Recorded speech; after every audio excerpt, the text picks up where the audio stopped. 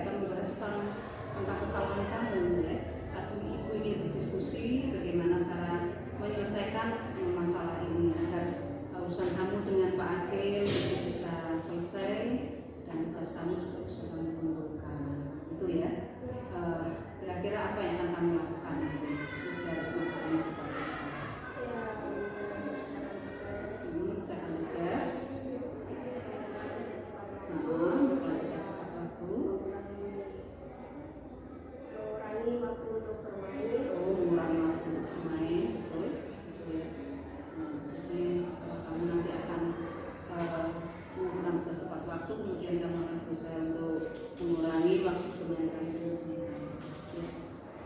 Ibu sangat menghargai sekali ya, kamu sudah bisa bertanggung jawab dengan baik, dan harapan ibu mudah-mudahan nanti kamu bisa kembali ke kelas kamu dengan tidak ada masalah. Kemudian kamu juga bisa meminta maaf ya kepada Pak Akil juga bisa nanti. Itu saja Dede ya, ibu hanya ingin berdiskusi semacam itu. Mudah-mudahan diskusi kita hari ini bisa bermanfaat. Silahkan bisa menjawab.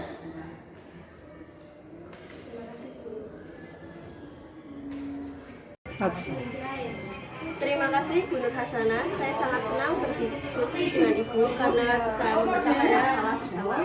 Saya dapat mengikuti pelajaran PJOK dengan tenang tanpa beban lagi. Sekali lagi terima kasih.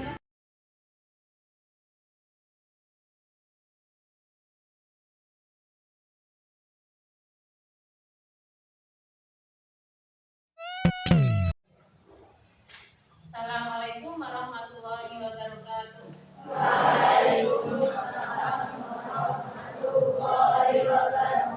Bismillahirrahmanirrahim. Alhamdulillahirabbil alamin. Wassalatu wassalamu ala asrofil anbiya'i wal mursalin. Rabbi shrah li sadri wa yassir li amri wahlul 'uqdatam min lisani yafqahu qawli. Amma ba'd. Yang saya hormati ibu-ibu guru SMP Negeri 2 Tirto, yang saya hormati Ibu Nur Hasanah selaku calon guru penggerak angkatan 8 dari SMP Negeri 2 Tirto, serta anak-anakku semua yang saya sayangi dan yang saya banggakan. Pertama, marilah kita panjatkan puji syukur kehadirat Allah Subhanahu wa taala karena pada pagi hari ini kita bisa atau diberi kesempatan untuk menghadiri acara diseminasi budaya positif nanti yang akan disampaikan oleh Ibu Nur Hasanah selaku calon guru penggerak angkatan 7 dan Ibu Nur Hasanah calon guru penggerak angkatan 8 dari SMP Negeri 2 Tirto, tanpa ada halangan suatu apapun. Kedua kalinya sholawat serta salam tak lupa kami aturkan kepada junjungan kita Nabi besar Muhammad SAW. Mudah-mudahan kita semua mendapatkan syafaatnya kelak di hari kiamat. Amin Allahumma amin. Bapak, Ibu guru beserta anak-anakku yang saya sayangi, langsung saja di sini waktu sepenuhnya akan saya berikan kepada Ibu Nur Hasanah yang akan menyampaikan diseminasi budaya positif. Kepada Ibu Nur Hasanah dipersilahkan. Terima kasih atas waktu yang diberikan. Assalamualaikum warahmatullahi wabarakatuh. Waalaikumsalam warahmatullahi wabarakatuh. Yang saya hormati Bapak Ibu guru SMP Negeri 2 Tirto, yang saya cintai anak-anakku sekalian, terima kasih atas waktu dan kesempatan yang sudah kita rencanakan untuk hari ini. Bahwa nanti pada hari ini Ibu akan bersama-sama dengan kalian dan Bapak Ibu yang lain dalam rangka sosialisasi tentang budaya positif. Nah, kenapa kalian ikut sertakan? Karena nanti akan ada praktek yang namanya keyakinan kelas ya. Kalau nanti dalam budaya positif itu nanti ada yang dinamakan dengan keyakinan kelas. Dan alhamdulillah kita pelaksanaannya di awal tahun ajaran baru sehingga sangat tepat sekali ya untuk kita bisa mempraktekkan tentang keyakinan kelas. Sholawat dan salam marilah kita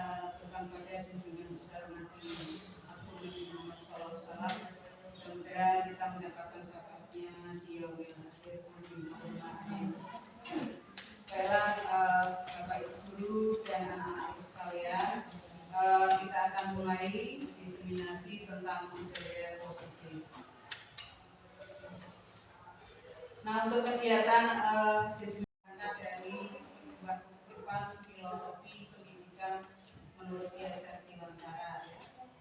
Tentunya tidak asing lagi ya siapakah Ki Hajar Dewantara itu adalah Bapak Pendidikan Nasional kita ya. Mengutip dari beliau ya, bahwa kita akan mengambil contoh perbandingan dengan hidup tumbuh-tumbuhan seorang petani ya, dalam hakikatnya sama kewajibannya dengan seorang pendidik. Jadi Bapak Ibu guru di sini itu mengibaratkan sebagai seorang petani, Nah, kalian itu diibaratkan adalah tumbuh-tumbuhan yang ditanam oleh seorang petani. Nah, bagaimana nanti dengan tanaman dan hasilnya itu tergantung dari kita semua ya, Bapak Ibu guru itu akan memperbaiki kondisi tanahnya, misalkan ya, kalau Bapak Ibu guru sebagai seorang petani misalkan ya. Kemudian bagaimana memelihara tanaman padi, kemudian memberi pupuk dan airnya sampai dengan membasmi kuman atau ulat-ulat atau jamur-jamur atau hama ya yang mengganggu hidup tanaman padi dan juga pengganggu-pengganggu tanaman yang lain. Nah, ini adalah contoh ya tentang budaya positif yang sudah setiap pagi kita laksanakan. Itu kalian tiap pagi akan disambut oleh Bapak Ibu guru yang berada di depan pintu gerbang ya, pintu gerbang sekolah. Di sana ada Bapak Ibu guru yang akan menyapa kalian dengan mungkin selamat pagi, assalamualaikum dan lain sebagainya ya. Nah, kegiatan itu salah satu contoh budaya positif ya, senyum, salam, sapa ya. Kemudian ada juga kegiatan yang lain yaitu tentang kebersihan, budaya positif tentang bagaimana kelas kita agar bersih ya. Jadi itu salah satu contohnya. Nah, itu contoh gambar dari salah satu siswa yang sedang melakukan kegiatan kebersihan. Nah, dalam rangka mewujudkan semua itu diperlukan nilai dan peran guru, khususnya kami ya, guru penggerak. Nah, nilainya apa saja? Yang pertama, berpusat atau berpihak pada murid, kemudian ada nilai mandiri, ada nilai reflektif, ada kolaboratif, dan ada inovatif. Nah, untuk mewujudkan semua itu diperlukan peran guru penggerak. Yang pertama, pemimpin pembelajaran. Jadi Bapak Ibu guru ini nanti yang akan memimpin pembelajaran kalian di kelas ya. Kemudian sebagai guru lain. Jadi antara satu guru dengan guru yang lain ini kita bisa saling bertukar pikir ya, bisa saling bekerja sama ya dalam memecahkan suatu masalah. Jadi kita bisa mengadakan sebuah kolaborasi. Itu yang ketiga ya, mendorong kolaborasi. Jadi masih berkaitan ya. Yang keempat, kepemimpinan murid. Jadi nanti Bapak Ibu guru juga akan membentuk pribadi kalian sebagai seorang murid yang berani tampil. Contohnya untuk tadi ya, untuk kakak kalian yang tadi pada waktu upacara bendera ya, dia berlatih untuk menjadi seorang pemimpin. Dan mungkin juga di kelas ya, ada ketua kelompok diskusi dan lain sebagainya. Yang kelima, menggerakkan komunitas atau praktisi. Ini Bapak Ibu guru juga tidak hanya mengajar, tapi juga mengikuti ya, mengikuti kegiatan di luar. Kegiatan seperti apa? Misalkan ada MTMB, musyawarah guru antar pelajaran IPS misalkan ya, atau bahasa Inggris dan lain sebagainya.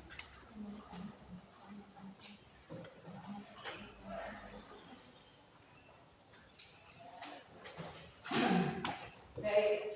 Kemudian visi. Nah, visi itu apa? Ya, visi adalah impian. Tentunya kita juga punya impian ya. Impian kita atau atau impian anak-anak sekalian atau bapak ibu sekalian, kita punya suatu impian ya yang ingin kita wujudkan.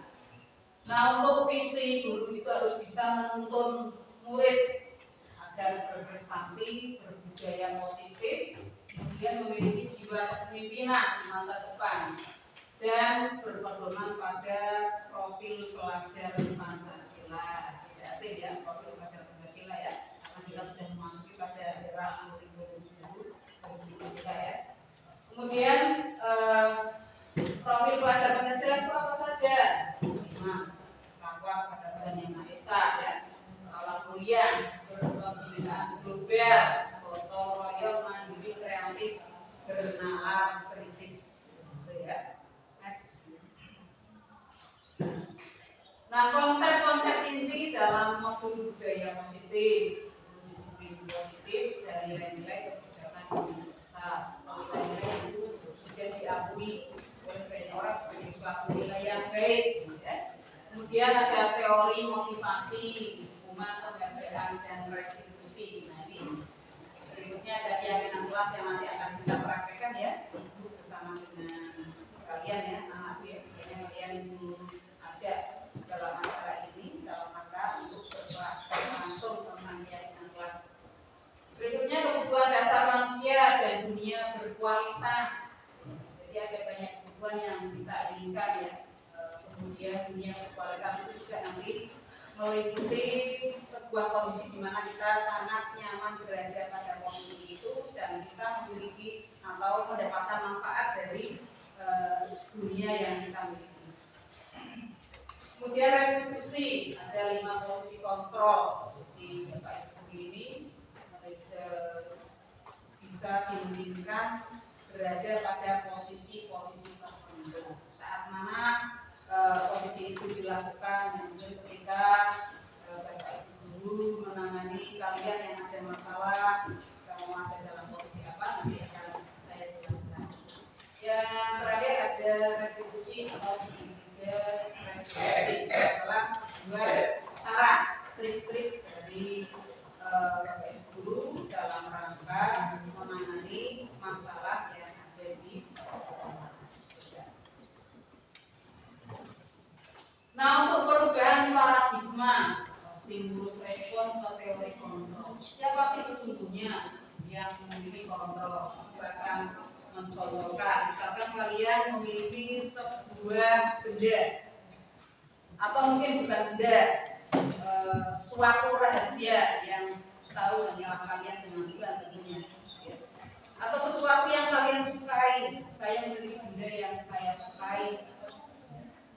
Kemudian suatu ketika teman kita meminta benda itu dengan istilahnya merayu-rayu, boleh enggak kalau itu bisa saya minta benda yang kamu sukai.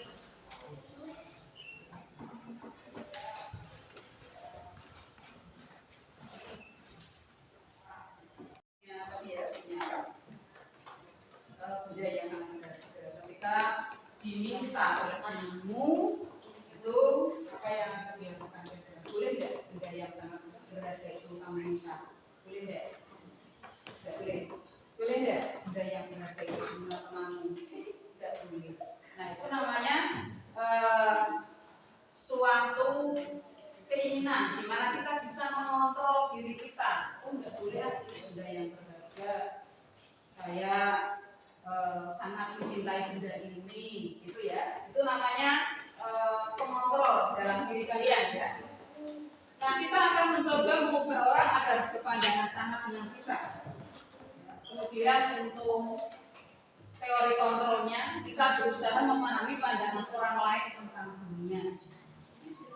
Berikutnya, untuk stimulus responnya, perilaku guru dilihat sebagai satu kesalahan. Kemudian teori kontrolnya, semua perilaku itu memiliki tujuan. Orang lain bisa mengontrol saya. Nah, teori kontrolnya bagaimana? Hanya Anda yang bisa mengontrol diri Anda. Contoh tadi ya, benda yang kalian sukai itu tidak boleh diminta oleh teman kalian. Nah, itu ya. Berikutnya, saya bisa mengontrol orang lain. Teori kontrolnya ya. Pemaksaan ada pada saat rujukan gagal, kemudian kolaborasi dan konsensus menciptakan pilihan-pilihan baru. Model berpikir menantang, model berpikir menantang. Itu tentang teori kontrol ya. Nah, sebetulnya disiplin itu apa? Ini ya, berasal dari bahasa Latin. Disiplina yang berarti belajar. Jadi disiplin itu kita mempelajari ya bagaimana cara kita mengontrol diri, bagaimana menguasai diri untuk memilih tindakan yang mengacu pada nilai-nilai yang kita hargai agar tercapai tujuan mulia yang diinginkan. Nah, Bapak Ibu guru sebagai pendidik itu tugasnya menciptakan anak-anak yang memiliki disiplin diri sehingga mereka bisa berperilaku mengacu pada nilai-nilai kebajikan universal. Ya. Nah, nilai-nilai kebajikan universal itu apa? Ini ya, menurut Diana Grosser, kita mengaitkan nilai kebajikan yang diamini seseorang, maka motivasi intrinsiknya akan terbangun. Jadi motivasi yang tumbuh dalam diri ini nanti akan terbangun. Nah, nilai-nilai kebajikan itu dikenal dengan profil pelajar Pancasila. Beriman, bertakwa kepada Tuhan Yang Maha Esa ya, berakhlak mulia, mandiri, nalar kritis, berkebinekaan global, bertanggung dan seperti yang tadi sudah saya sampaikan. Berikutnya teori motivasi ada 3. Yang pertama menghindari ketidaknyamanan atau hukuman. Yang kedua mendapatkan imbalan atau penghargaan diri dari orang lain. 3. Untuk menjadi orang yang mereka inginkan dan menghargai diri sendiri dengan nilai-nilai yang mereka percaya. Nah, ini ya, ada 3 macam yang akan kita pelajari di sini. Ada hukuman, konsekuensi, dan restitusi.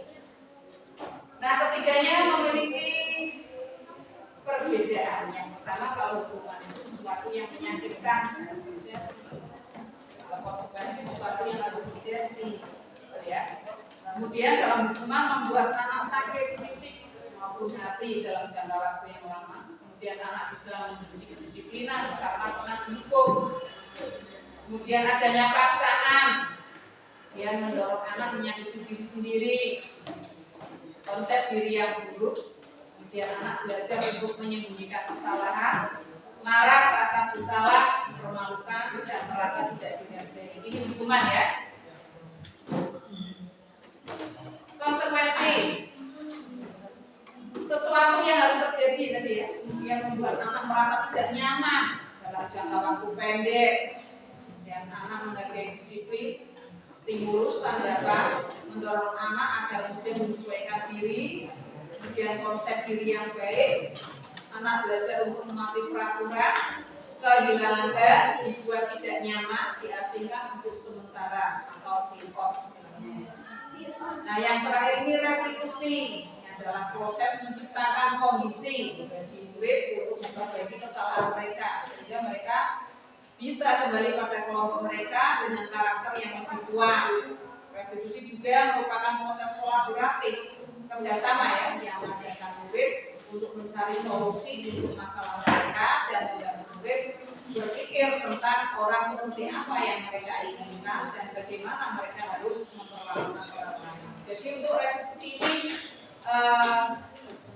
dilakukan dengan rasa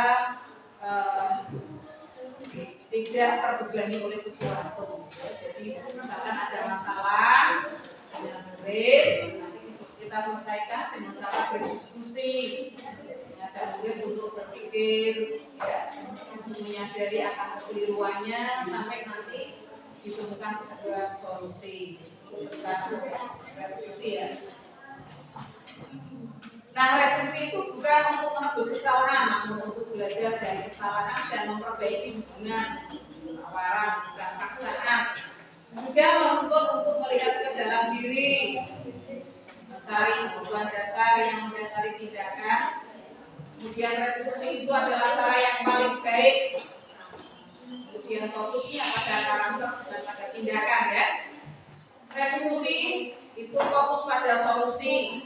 yang mengembalikan murid yang berbuat salah pada kelompoknya. Sehingga ketika dia kembali pada kelompoknya itu tidak ada perasaan yang tidak enak. Nah, mengapa kok tidak peraturan saja? Mengapa harus keyakinan kelas? Ini ya. Kalau peraturan itu biasanya dibuat satu arah, ya, bersifat memaksa. Nah, sedangkan keyakinan kelas itu hasil kesepakatan dari pihak antara guru dan murid. Nah, nanti yang akan kita praktekkan ya. Nanti saya akan mempraktekkan bersama dengan anak-anak yang ada di sini ya. Agar nanti langsung tahu bagaimana proses praktek keyakinan kelas itu. Nah, contoh di sini ya, peraturan kelas ya, selalu kembalikan alat kebersihan pada tempatnya. Nah, keyakinan kelasnya berarti menjaga keindahan. Bahkan dilarang menghina orang lain. Nanti ya, ibu akan meminta kalian untuk menuliskan ya peraturan kelas ya, yang sudah berlaku di sekolah ini ya. Misalkan tidak boleh terlambat masuk kelas, jangan terlambat mengumpulkan tugas. Nanti keyakinan kelasnya seperti apa, masuk dalam kategori yang mana ya. Nah, ini contoh ya yang sudah pernah ibu lakukan di kelas 7D. Ini ya pelaksanaan keyakinan kelas untuk 7D ini teman-teman kalian ya. Ini yang pertama ibu memberikan sosialisasi, kemudian ibu membagikan post-it. Nanti kita laksanakan ya hari ini ya, membagikan kertasnya semacam ini ya. Nanti setelah dibagi kalian tulis peraturan apa yang ada di sini. Contoh misalkan dilarang berbicara sendiri ketika diterangkan oleh bapak ibu guru. Dilarang menghina temannya, ya. Kemudian stop pembulian, misalkan ya. Seperti itu nanti kita praktekkan ya. Kemudian nanti kita tandangkan di tulis sebelah sana yang kosong, silakan nanti bisa ditempelkan di papan tulis ya. Nah ini ya, setelah semua tertempel nanti kita kelompokkan bahwa kalimat-kalimat dilarang, stop dan lain sebagainya ke dalam kalimat positif. Kalau tadi ya dilarang membuang sampah sembarangan, kalimat positifnya adalah menjaga kebersihan. Ini ya, murid menulis kalimat positif. Nah, setelah ditempel nanti ini yang sudah jadi di kelas 7D ya. Ini nanti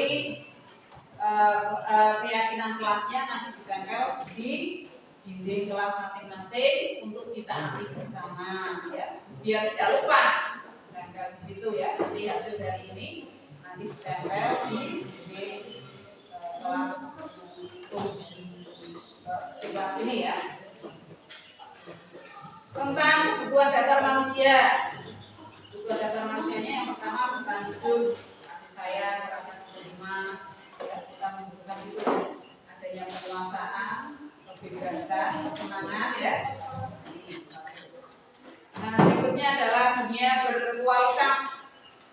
Dunia berkualitas ini kita berada pada posisi di mana kita mendapatkan manfaat dari apa yang kita lakukan. Contoh kalian di perpus itu ya, kata kalian di perpus itu termasuk dalam dunia berkualitas. Mereka sangat bergembira, lihat dari wajahnya ya. Nah itu bergembira di perpus bisa mencari banyak pengetahuan. Bapak ibu guru ya, contoh ya di ruangan laboratorium komputer itu belajar bersama ya. Kemudian pada saat-saat tertentu kita melakukan kegiatan keagamaan ya, kita berada pada dunia berkualitas ya, ada manfaatnya ya, menambah ilmu pengetahuan tentang keagamaan. Sudah dijelaskan tadi ya konsep dunia berkualitas. Nah sudah. Ini tadi ada 5 posisi kontrol ya. Jadi bapak ibu ini bisa suatu ketika menjadi posisi penghukum ya, ketika kalian bersalah. Kemudian pembuat rasa bersalah. Kita kadang dengan anak-anak itu membuat mereka seolah-olah merasa bersalah. Contohnya misalkan tahu enggak, ibu sangat kecewa dengan sikapnya ini. Itu membuat mereka bersalah ya. Menjadi manajer. Nah ini ya, pada posisi manajer ini nanti kita akan bersama dengan murid kita yang memiliki masalah untuk memecahkan masalah bersama. Ya. Kemudian kalian juga sebagai teman dan juga sebagai pemantau. Ya. Nah, ini adalah ibu bersama dengan salah satu murid di sini ya. Ketika dia terlambat mengumpulkan tugas, kemudian guru mata pelajarannya itu lapor sama ibu, ini si A itu tugasnya terlambat, kemudian ibu panggil dan kita berdiskusi menyelesaikan masalah bersama. Ya. Ini juga ada 2 siswa ini ya, yang tidak piket pada hari itu, kemudian yang di bawahnya itu adalah ada 2 anak yang terlambat masuk ke kelas. Ya. Ini segitiga restriksi itu langkah-langkah nanti kita dalam menyelesaikan masalah ya. Yang pertama itu kita memvalidasi tindakan yang salah. Kita tanya kenapa kok kamu berbuat seperti itu. Kemudian kita stabilkan identitasnya. Kita buat dia itu menemukan kembali dan bisa bertanggung jawab terhadap perbuatannya. Sampai kita menanyakan keyakinan kelas yang sudah disepakati ya. Jadi kalau nanti ada anak-anak yang istilahnya itu berbuat kesalahan, kita harus mengingatkan keyakinan kelas yang sudah kita sepakati bersama. Ya. Terima kasih ya. Ini materi tentang diseminasi budaya positif. Nah, hari ini kita akan mempraktekkan keyakinan kelas ya. Kita akan praktek keyakinan kelas. Nanti kami bagi kertas ini ya. Nah, prakteknya semacam apa? Ini prakteknya semacam ini. Dilihat ya. Ini adalah ini praktek restitusi yang sudah pernah ibu lakukan ya. Untuk ya, ini adalah model, bukan pelaku yang sebenarnya ya. Tapi pelaku sebenarnya ada. Ini adalah model yang memperagakan. Mungkin kurang jelas, tapi nanti dijelaskan ini.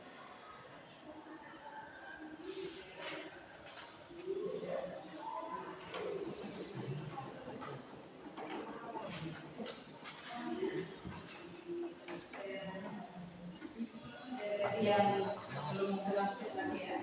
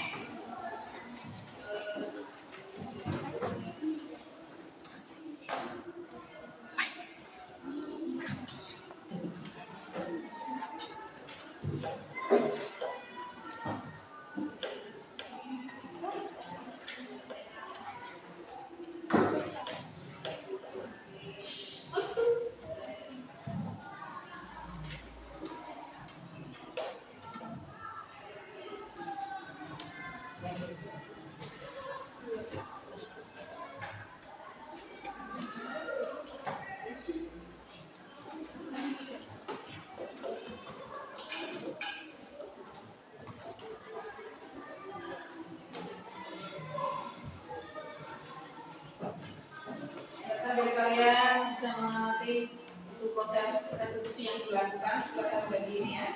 Silakan nanti ditulis. Nah, yang lengket ini nanti berada di bawah ya, karena akan ditempel ya. Lengket berada di bawah peraturan sekolah. Kalian tulis ya, bicara sendiri misalkan ya. Balik sini.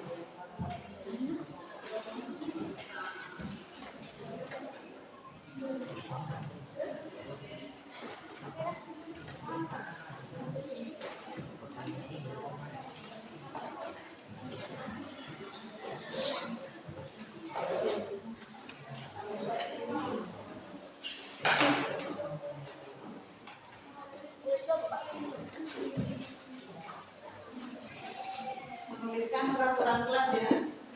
Kami sudah selesai. Silakan nanti bisa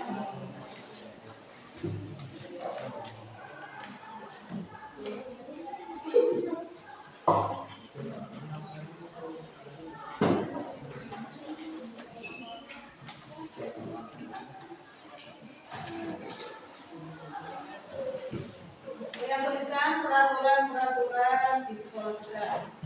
Dilarang tadi contohnya tidak boleh terlambat masuk kelas, kan ya. Tidak boleh menghina namanya ya.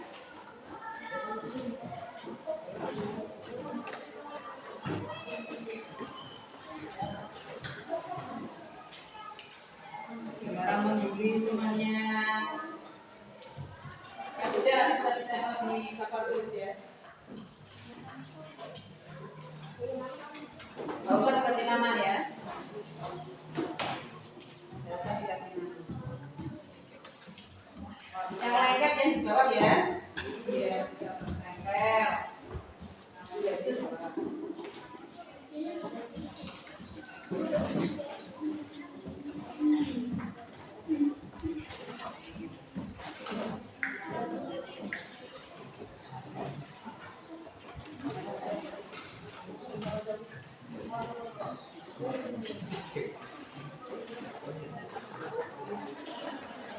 Setelah selesai, nanti bisa kita di depan.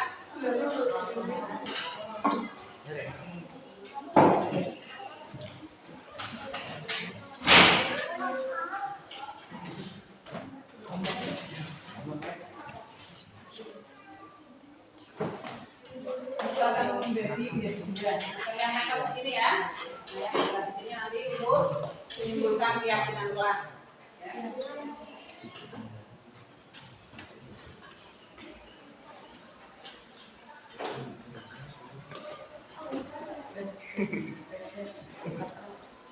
Satu lagi.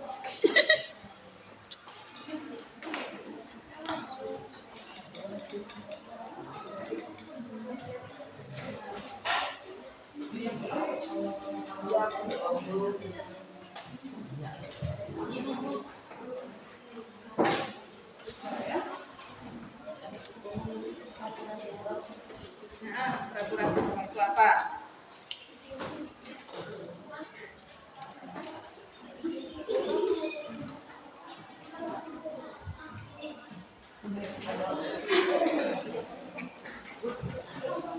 Yang lengket ya di bawah ya.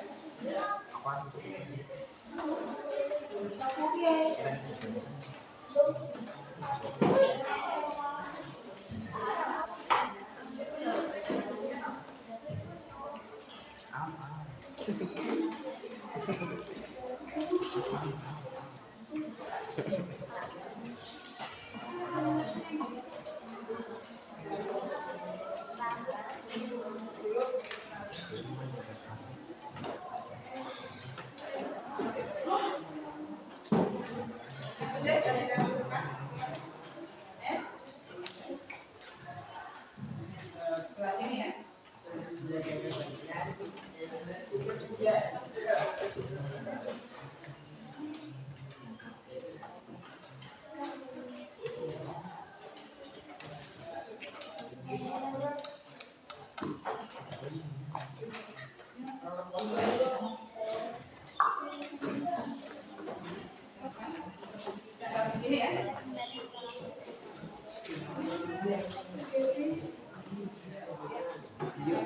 Sebelahnya.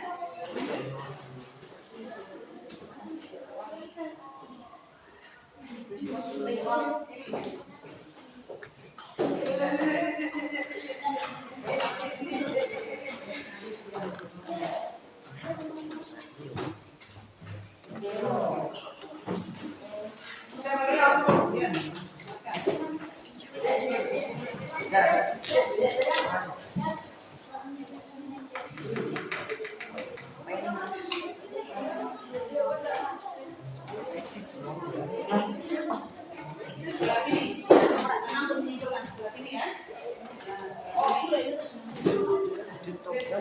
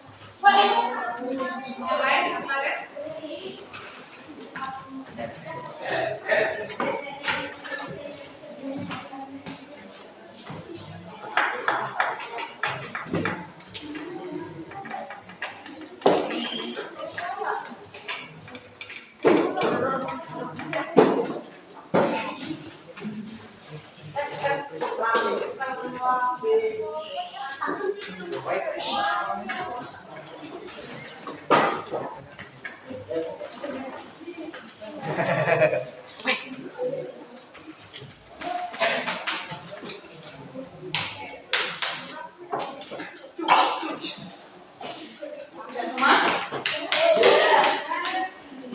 Ya. Kalau sudah, kita akan ya. Nah, kalimat-kalimat seperti ini kalimat negatif dilarang, tidak boleh, ya, stop dan lain sebagainya dalam kalimat positif. Contoh, tidak boleh terlambat ke sekolah. Ini termasuk apa? Jadi menjaga kedisiplinan, apa ya?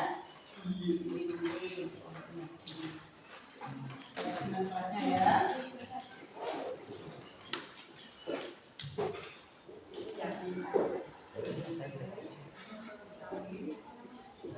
Menjaga kedisiplinan.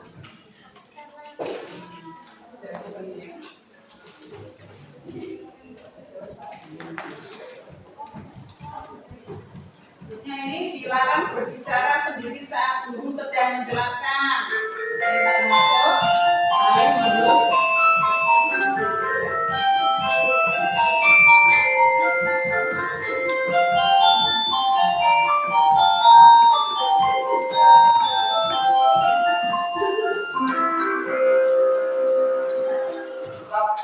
Tidak ada kemudian. Ini kita boleh terlambat, ini sama ya.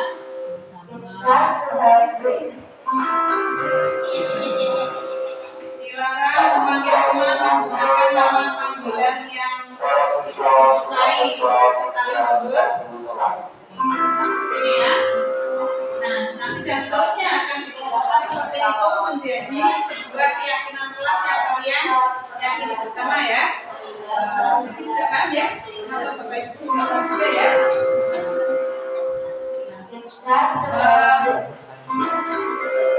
Dari praktek keyakinan kelas ini nanti diharapkan kalian bisa berpraktek dengan kualitas kelas kalian ya. Kelas kalian untuk sama-sama membuat keyakinan kelas yang akan kita sepakati ya.